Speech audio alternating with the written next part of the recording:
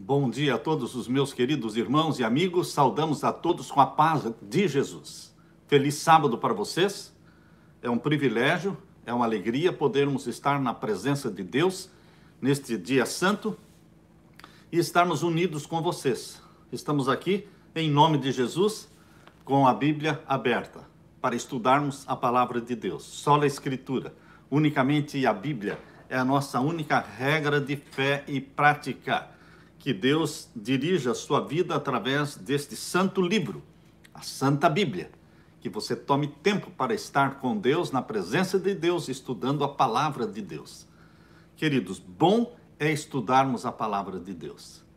Aqui estamos para prestar um culto de adoração a Deus.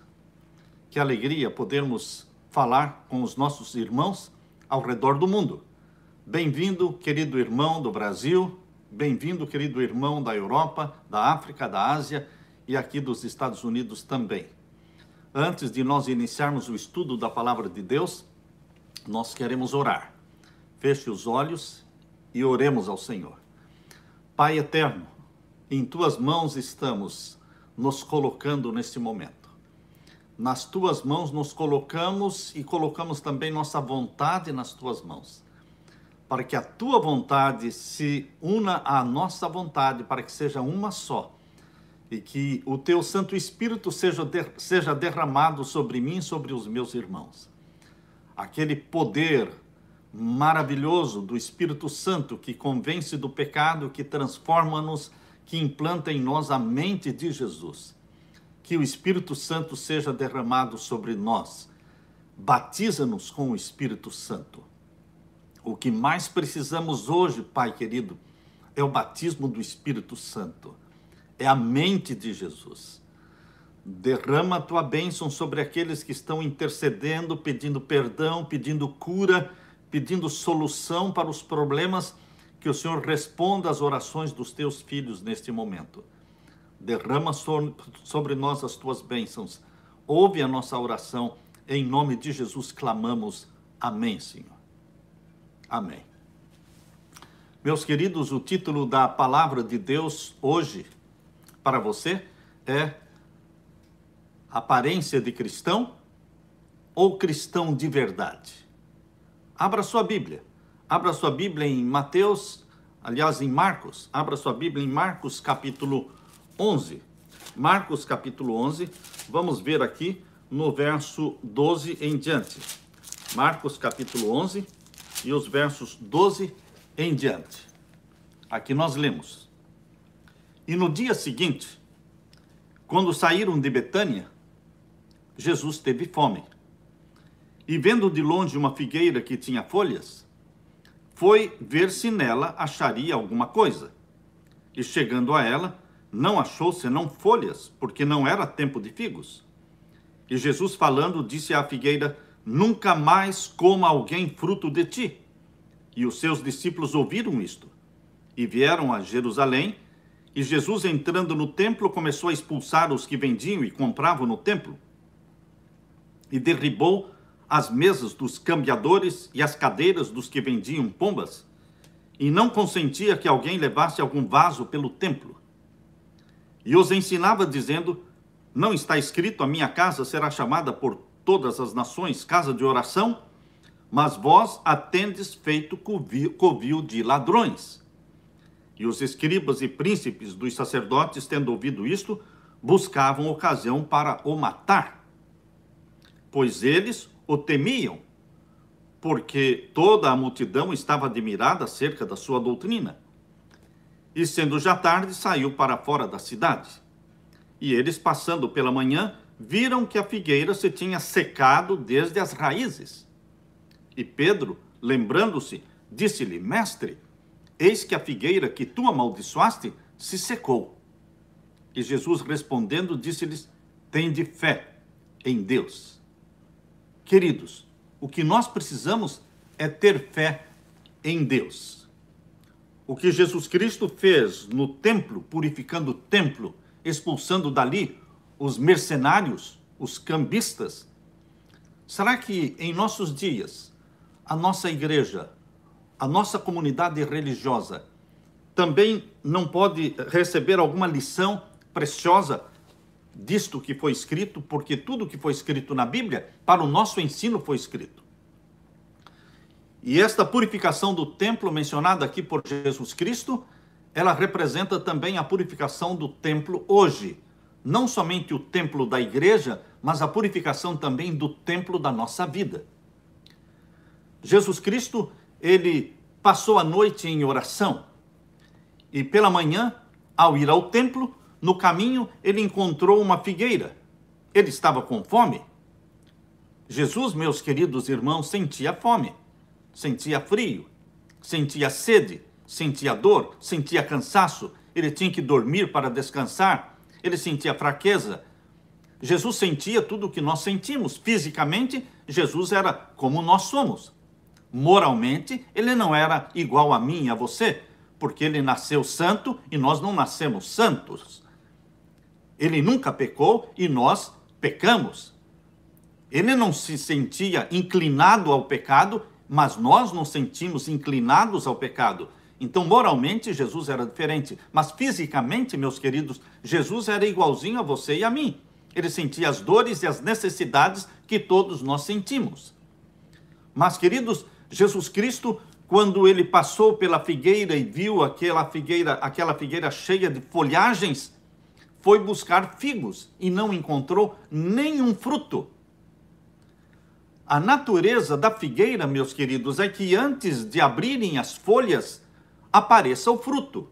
Portanto, quando uma figueira estava cheia de folhas, era sinal de que ela estava também cheia de frutos. A aparência daquela figueira era enganosa.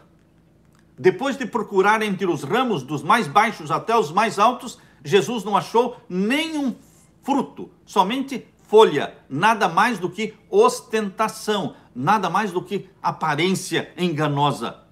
Era uma massa pretensiosa de folhagens, nada mais. E Jesus amaldiçoou a figueira, e no dia seguinte ela estava seca. A maldição da figueira, meus queridos, foi uma parábola viva. Aquela árvore estéril, ostentando sua pretensiosa folhagem, era um símbolo da nação e da religião judaica. Tinham os judeus aparência de povo santo, mas não eram santos. Não eram santos. Tinham aparência de povo escolhido de Deus. E eram o povo escolhido de Deus, mas não viviam como povo escolhido de Deus. Ostentavam revelar Deus ao mundo, mas não revelavam. Distinguiam-se de todas as nações do mundo, professando piedade e fidelidade para com Deus, mas não eram pios, não eram fiéis. Haviam sido especialmente favorecidos por Deus e pretendiam ser mais santos, mais justos do que todos os outros povos, mas não eram. Era tudo aparência, tudo hipocrisia. Se existe alguma coisa que ofende a Deus, é uma vida de hipocrisia. Você ser hipócrita, você pretender ser uma coisa que você não é, você falar aquilo que você não vive. O que mais revolta nos jovens de hoje é ver a hipocrisia nos mais velhos. Jovem geralmente não tolera a hipocrisia, porque jovem, ele é muito autêntico, é muito transparente, ele é o que ele é. Mas as pessoas mais idosas já aprenderam a disfarçar, já aprenderam a ter aparência de alguma coisa que não corresponde à verdade. A figueira, e assim como o povo judeu, não passava de uma pretensiosa ostentação. Não possuíam os judeus frutos de bondade. Não possuíam frutos de misericórdia. Não eram amáveis com as pessoas, estavam corrompidos pelo amor do mundo e pela avareza. Eles eram cheios de hipocrisia. Será que você e eu somos hipócritas? Analisemos. Será que nós falamos aquilo que não vivemos? Será que nós ostentamos aquilo que não representa a verdade? A religião judaica era uma magnificência, um luxo, um templo lindo altares sagrados, sacerdotes mitrados, cerimônias impressionantes. Era uma verdadeira hipocrisia. Tudo era belo, na aparência, exterior, mas estavam destituídos do amor, destituídos da humildade, da caridade, da misericórdia, da beneficência. Só planejavam o mal, pois aqui no verso 18, leia aí, Marcos 11, 18, aqui diz: e os escribas e príncipes dos sacerdotes, tendo ouvido isto, buscavam ocasião para o matar. Líderes religiosos, pessoas que se diziam instrumentos de Deus, filhos de Deus, fazendo planos para matar, e matar o próprio Filho de Deus, matar Jesus. Queridos, os judeus matavam, os judeus enganavam, os judeus mentiam. Queridos, mas eles professavam ser o povo de Deus. Na primeira vinda de Jesus, eles eram a igreja de Deus. Eles eram a igreja verdadeira na primeira vinda de Jesus. Você pertence à igreja verdadeira agora na segunda vinda de Jesus? Pense um pouco. Você diz que a sua igreja é a igreja verdadeira? Tudo bem.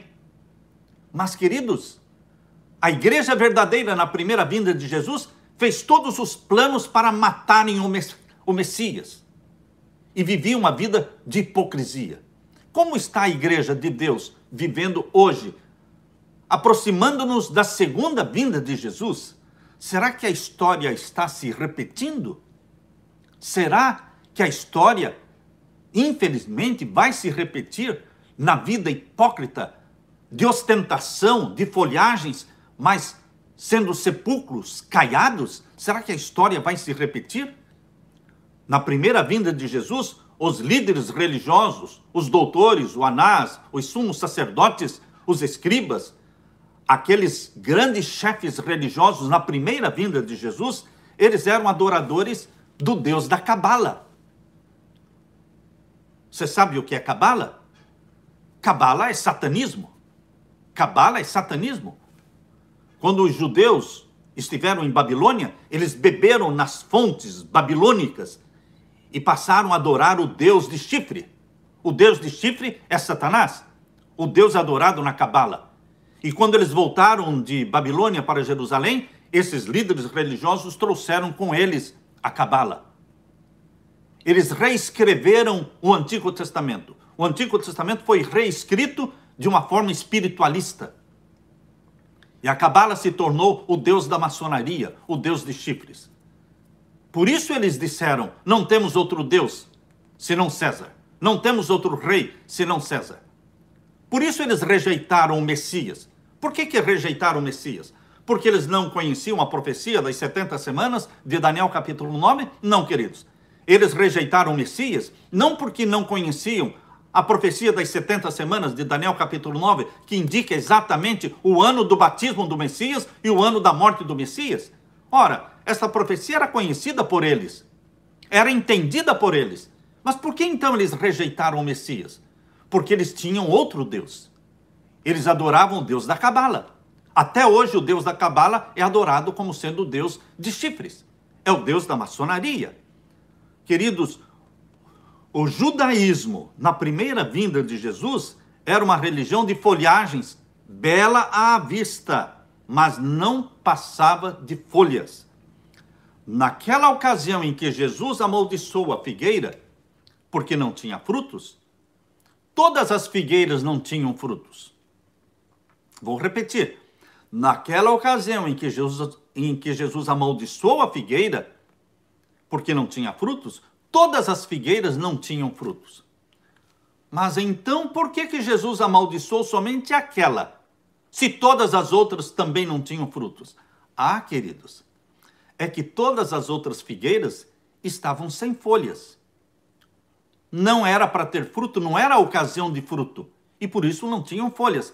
Mas esta, ela tinha muitas folhas e prometia ter muitos frutos. É esta aparência enganosa que Jesus condenou. É esta aparência enganosa. A lição que Jesus está ensinando através da figueira estéril é válida para todos os tempos.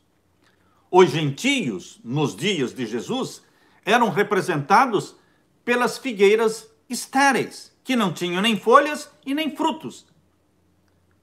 Os gentios reconheciam que não eram a igreja de Deus, não eram o povo de Deus, e estava tudo bem.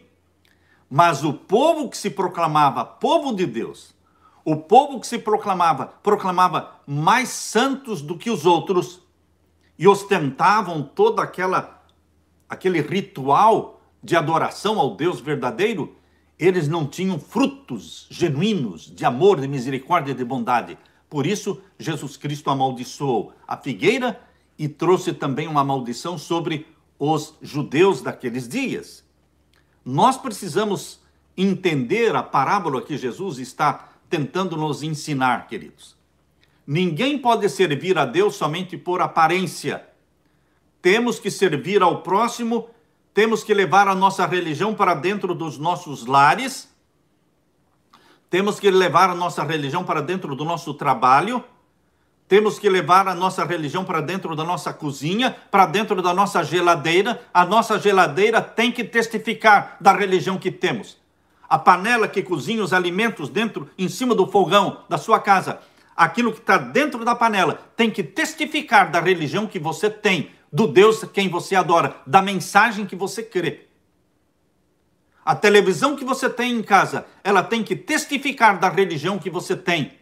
Os filmes que você assiste, eles precisam testificar da religião que você tem. A internet, os sites que você acessa, tudo isso você tem que levar a sua religião para dentro da internet, para dentro dos sites, para dentro da televisão. Tudo tem que testificar. Porque senão, nós seremos hipócritas. Porque senão, nós seremos uma figueira estéril. Só aparência de cristão. Mas cristão de verdade, não somos. Isto trará sobre mim e sobre você a maldição de Deus. Nós precisamos ser cristãos 7 dias na semana, 24 horas por dia. Cristão dentro do lar, cristão no trabalho, cristão dentro do quarto de dormir. Nós precisamos levar nossa religião para dentro do nosso quarto de dormir. O cristão não é um ator. Ele não é um artista que representa um papel. Não, queridos. Ele precisa incorporar Cristo. Ele tem que estar com a vida impregnada de Cristo. Ele tem que ser alguém como Cristo. As pessoas estão olhando para você. E você não pode dizer, não olhe para mim porque eu sou um pecador, olhe para Jesus. A pessoa vai perguntar, escuta, olhe para Jesus como? Jesus só é visível na vida dos seus seguidores.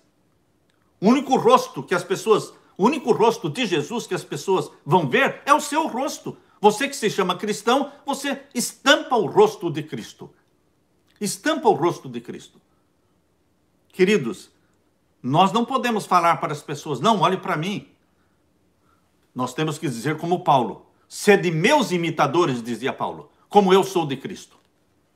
Ser como Cristo e agir como Cristo pode parecer um padrão muito alto para nós, pecadores, praticamente impossível. É verdade. Ser como Cristo e viver como Cristo é realmente um padrão praticamente impossível. Pensando em nós mesmos. Olhando para dentro de mim mesmo, eu vejo que é impossível pensar como Cristo, viver como Cristo. Mas, queridos, o segredo é não olhar para dentro de nós mesmos. O segredo é olharmos para Jesus, contemplá-lo. Tire tempo para contemplar Jesus. Mergulhe nos evangelhos.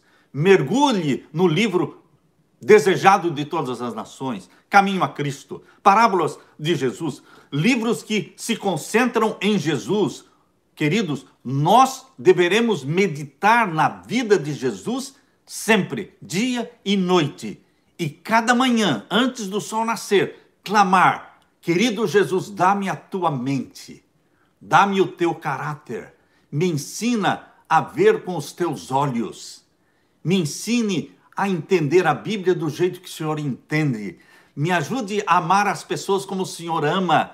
Queridos, nós temos que ter a mente de Jesus, como diz Paulo, em 1 Coríntios capítulo 2, verso 6, Paulo aqui na primeira carta de Paulo aos Coríntios capítulo 2, verso 6, abra sua Bíblia. Aqui nós lemos, Primeira carta de Paulo aos Coríntios, capítulo 2 e o verso 6. Aqui nós lemos. Verso 16. 1 Coríntios, capítulo 2, verso 16. Porque quem conheceu a mente do Senhor para que possa instruí-lo? Mas nós temos o quê? A mente de Cristo. O cristão, que é cristão de verdade, que tem comunhão com Jesus Cristo, que está impregnado de Jesus Cristo, ele tem o quê? A mente de Cristo. Ele pensa como Cristo. Ele, quando lê a Bíblia, ele entende a Bíblia do jeito que Jesus entende as profecias. A comunhão diária e constante com Jesus é a única solução, meu querido irmão. Tenho visto ultimamente muitos sermões enfatizando como vencer o pecado.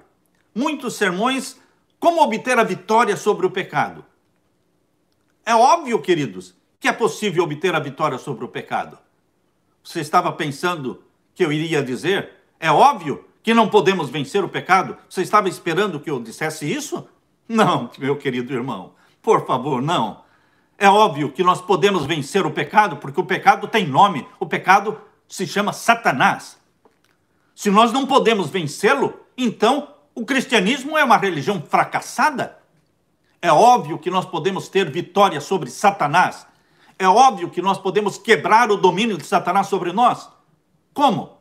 Agarrando-nos a Jesus, escondendo-nos em Jesus, correndo para Jesus, impregnando Jesus em nossa vida, possuindo a mente de Jesus.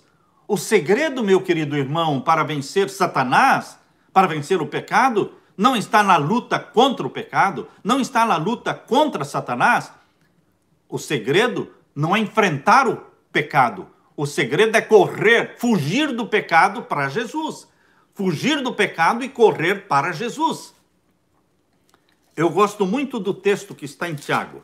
Abra sua Bíblia em Tiago, porque aqui, no capítulo 4 de Tiago, está o segredo da vitória.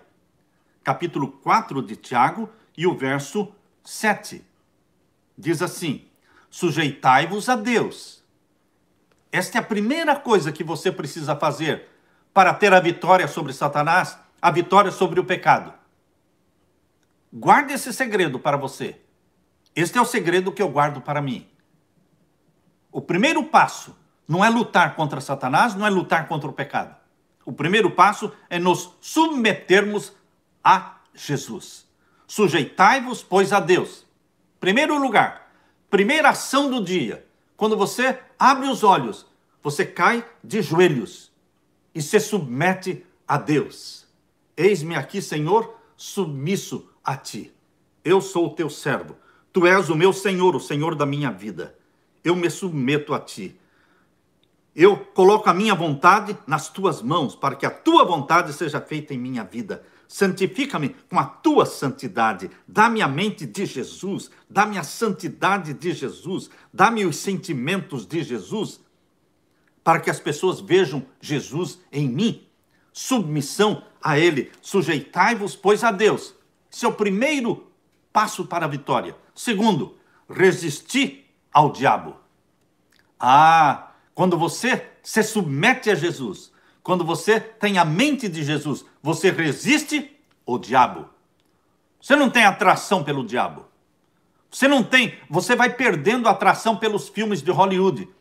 Os filmes de Hollywood, se você gosta deles, você gosta de Satanás. Porque é ele quem inspira os artistas, é ele quem inspira os que escrevem os filmes. Queridos, você vai ter distanciamento, desgosto. Você vai se desgostar dessas coisas que vêm de Hollywood. Ou das novelas, ou das músicas do mundo. Como é que você tem a mente de Cristo e tem prazer em ficar ouvindo as músicas do mundo? Pense um pouco. Reflita um pouco. Você está enganando a si mesmo? Ou você quer mesmo ter a mente de Cristo? Quando Cristo implanta, quando o Espírito Santo implanta a mente de Cristo em você, você se desgosta das músicas do mundo, das modas do mundo, dos filmes do mundo. Você se desgosta do mundo. Você se desencanta com o mundo, meu irmão. você se desilude do mundo. Você entende o que é isso? Você se apaixona por Jesus, você se apaixona pelo céu. O padrão de Deus é alto. Deus não baixa o padrão, não. O padrão de Deus é a sua santa lei. E Ele nos leva, Ele nos conduz, Ele nos eleva, Ele enobrece os nossos gostos, Ele apura os nossos sentimentos, Ele santifica a nossa alma. Queridos, Deus nos eleva, Deus não abaixa o padrão, nunca baixou o padrão, nunca vai baixar. Mas Ele nos eleva ao padrão dEle. Eu tenho que ser, você tem que ser semelhante a Jesus. O padrão está lá. E é o Espírito Santo que nos leva até lá e nos transforma como Jesus. A comunhão diária nos dá a vitória sobre o pecado. Sujeitai-vos o quê? A Ele. Então, resistir ao diabo. E o que vai acontecer? E ele fugirá de vós. Se você se sujeita a Jesus todas as manhãs, o diabo pensa assim, e não vai ser hoje. Não vai ser hoje que eu vou conseguir derrubá-lo, não. Porque lá está ele. Ele abriu os olhos, caiu de joelho e está adorando a Jesus Cristo, se submetendo a Jesus Cristo. Não é hoje. Eu tenho que esperar um dia que ele esqueça de fazer isso. Eu tenho que aguardar um dia que ele saia de casa correndo, sem Deus, sem adoração, sem submissão a Deus. Então, ele se torna uma presa fácil para mim. Queridos, aqui diz sujeitai-vos a Deus. Tiago capítulo 4, verso 7. Resisti ao diabo, e ele fugirá de vós. Chegai-vos a Deus. Está aqui, ó. Verso 8. Chegai-vos a Deus. Está repetindo novamente o mesmo segredo do verso 7. Chegai-vos a Deus. Corra para Jesus. Corra para Jesus. Não é feio fugir do pecado. Não é feio fugir do pecado. José fugiu do pecado. Por isso ele teve a vitória.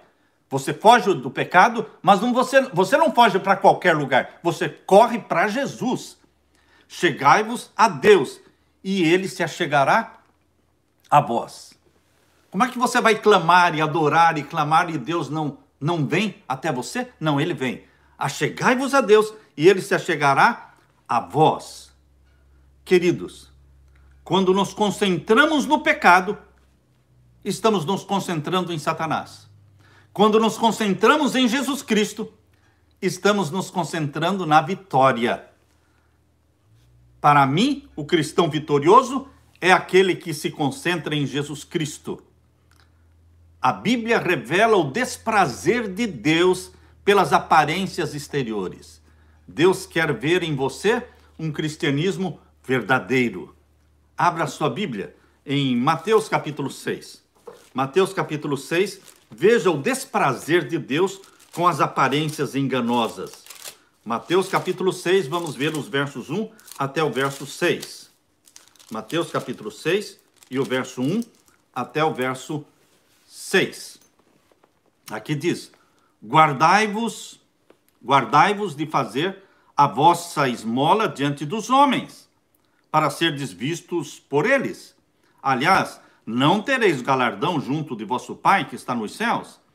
Quando, pois, deres esmola, não faças tocar a trombeta diante de ti, como fazem os hipócritas nas sinagogas e nas ruas, para serem glorificados pelos homens.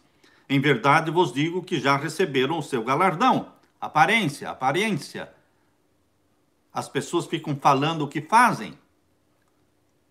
Queridos, aqui diz, não toque trombeta. Não fique contando para os outros quanto é que você deu de oferta, quanto você devolve de dízimo, quantas viúvas você ajudou, quantas casas de necessitados você construiu. Não fique contando, Deus sabe de tudo isso. Deixe que Deus dê a recompensa. Não busque o louvor dos homens. Verso 3. Mas quando tu deres esmola, não saiba a tua mão esquerda o que faz a tua mão direita, para que a tua esmola seja dada ocultamente, e o teu Pai que vem em segredo te recompensará publicamente. E quando orares, não sejas como os hipócritas, pois se comprazem em orar em pé nas sinagogas e às esquinas das ruas, para serem vistos pelos homens? Em verdade vos digo que já receberam o seu galardão. Mas tu, quando orares, entra no teu aposento e fechando a tua porta. Você tem estes momentos em que você entra no teu aposento, você tem um quarto na sua casa, um lugar na sua casa reservado, onde você pode fechar a porta, e você, esposa, longe do marido, e você, marido, longe da esposa, você, filho, longe dos pais, você sozinho. Você levanta as mãos para o céu, você canta hinos de louvor a Deus, você abre o seu coração. Esta é a comunhão pessoal. Eu não estou falando do culto. O culto de família tem que ser feito sim, toda manhã e toda noite. O pai e a mãe precisam reunir os filhos e fazer um culto. Mas eu estou falando aqui da sua comunhão pessoal, onde você sozinho, com a porta fechada, você chora, você louva, você clama, você derrama sua alma diante de Deus. Essa é a comunhão pessoal. Por isso diz aqui, mas tu quando orares, entra no teu aposento e fechando a tua porta, ora ao teu pai que está em oculto. E o teu pai que vê secretamente te recompensará. Não useis de vãs repetições. Não é decoreba. É abrir o coração, é chorar. Abrir o coração, falar dos problemas que você está enfrentando. Se está sem emprego, fale da falta do emprego. Se você tem alguém doente, você fala da doença. Se você tem ódio de alguém, você fala isso na oração. Senhor, eu tenho ódio no meu coração contra aquela pessoa, mas eu sei que isso não agrada ao Senhor. Tira de mim este ódio. Eu te autorizo isso. Ó Senhor, eu tenho um vício. Eu não consigo vencer o meu vício. Eu sou dependente disso, dependente daquilo. Ó Senhor Jesus, me dá a vitória. Liberta-me. Isso você tem que fazer a sós, na comunhão, a sós com Jesus Cristo. Não usando de vãs repetições, mas abrindo o coração para um amigo que é Jesus. Queridos, a religião de Jesus precisa vir diretamente dele para dentro da nossa mente. Foi exatamente, queridos, o que não aconteceu com os fariseus. Por isso eles rejeitaram a Jesus. Porque eles eram hipócritas. Mateus 23, abra sua Bíblia. Mateus capítulo 23. Aqui nós encontramos no verso 14, Mateus 23, 14. Ai de vós, escribas e fariseus, hipócritas, pois que devorais as casas das viúvas sob o pretexto de prolongadas orações quilométricas, orações públicas que duram minutos e minutos. A maior oração pública que eu já ouvi, eu estava dentro de uma igreja americana, e nós estávamos ajoelhados, e a pessoa fez uma oração de 30 minutos. 30 minutos uma oração. Ele passou as 28 doutrinas fundamentais, ele passou as 28 doutrinas durante a oração dele. Queridos, Deus não quer orações quilométricas em público. Agora, em particular, quando você está sós, fechado dentro do seu quarto, você e Jesus, você pode passar não 30, você pode passar 1 hora, 2 horas, está tudo bem. Está tudo bem, mas é na sua comunhão pessoal com Jesus Cristo. Mas os hipócritas dos dias de Jesus, eles faziam prolongadas orações. Por isso sofrereis, diz o verso 14. Mateus 23, 14, o finalzinho diz: por isso sofrereis mais rigoroso juízo. Ai de vós, escribas e fariseus hipócritas. Quantas vezes Jesus chama os líderes religiosos dos seus dias de hipócritas? Porque Deus abomina a hipocrisia. Verso 24. Condutores cegos que quais um mosquito engolis um camelo. E ainda no verso 27. Ai de vós, escribas e fariseus hipócritas, de novo, pois que sois semelhantes a sepulcros caiados, que são bonitos por fora, mas são vazios por dentro, são ocos por dentro, são podres por dentro. E agora o verso 28. Assim também vós exteriormente pareceis justos aos homens, mas interiormente estáis cheios de hipocrisia e de iniquidade, estáis planejando me matar. O povinho de Deus daquele tempo matava. O povo de Deus hoje ainda mata. Por isso, meus queridos, a história está se repetindo. Não importa se é a igreja católica, não importa se é a igreja adventista, não importa se é a igreja assembleia, igreja batista, igreja luterana, não importa o nome da igreja. Coloque poder na mão dos líderes religiosos e eles farão o que todos fazem, perseguir e matar. Basta colocar o poder na mão. Aparências, queridos. Aparências que enganam. Queridos, nós temos que terminar. Jesus Cristo quer que você seja um cristão de verdade. Que você se olhe no espelho e pergunte: sou eu um cristão verdadeiro ou sou eu um cristão hipócrita? Davi, ele viveu de aparência um tempo na vida dele. Davi, quando adulterou com a mulher de Urias, com Batseba, ele estava longe de Deus. Porque para a pessoa fazer o que Davi fez, um pecado planejado, não foi um impulso de momento. Ele mandou buscar a mulher. Isso levou tempo, não é? Ele planejou. Ele adulterou. Ele planejou ocultar o crime. Ele planejou matar Urias, o heteu. Mas ele tinha aparência de servo de Deus. Por um tempo na vida de Davi, ele viveu uma vida de quê? De aparência. Ele teve uma genuína experiência com Deus no começo da sua vida, e Deus o abençoou, mas depois, no auge da sua vida, quando tudo estava só em vitórias, só em prosperidade, ele se afastou de Deus, caiu no pecado, viveu um tempo de aparência, até que um dia, o servo de Deus, o profeta de Deus, chegou até Davi e apontou-lhe o dedo dizendo: tu és este homem. E então Davi foi impactado pelo Espírito Santo. Ele disse: eu pequei, Senhor. Ó, meu querido irmão, quando você e eu dizemos: eu pequei, Senhor, sem justificar o pecado, sem dar explicações, nem justificativas, quando nós dizemos: eu pequei, Senhor, a mesma resposta que Deus deu para Davi, Deus dá para você. Deus disse para o profeta: diga para Davi, o teu pecado está perdoado. O mesmo Deus diz para você: o teu pecado, meu filho, minha filha, está perdoado. Deus não quer explicações nem justificativas. Deus quer confissões. Confissões. Vamos ser verdadeiros, genuínos, cristãos. Todos os que participam, ou melhor, todos os que participaram do Watergate. O que é o Watergate? Foi no tempo do presidente Richard Nixon, aqui nos Estados Unidos.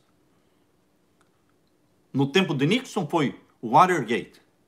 No tempo do Clinton foi Monica Gate. Muda o nome, não é? Monica Gate.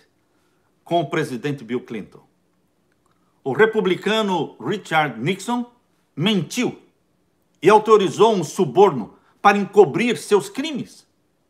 Uma gravação e não uma confissão do presidente derrubou-o. Que feio. Ele não confessou. A gravação o derrubou. E o democrata Bill Clinton olhou solenemente para a câmera da televisão e enganou uma nação inteira. Mas um vestido manchado e não uma confissão. Um vestido manchado e não uma confissão desmascarou Bill Clinton. Nixon, quando foi desmascarado, Richard Nixon só pôde murmurar dizendo: erros foram cometidos. Erros foram cometidos? Por que não dizer: eu cometi um erro, eu pequei? É muito fácil falar: erros foram cometidos, mas quem cometeu? Queridos, nós não podemos dizer: ó Senhor, nós pecamos. Como nós pecamos? Eu tenho que falar: eu pequei, Senhor. Tem misericórdia de mim. No caso do rei Davi, o contraste era evidente. E foi isso que Davi fez. O homem segundo o coração de Deus disse, eu pequei. Queridos, o exemplo a ser seguido não é Nixon, não é Clinton. O exemplo a ser seguido é Davi. Eu pequei, Senhor.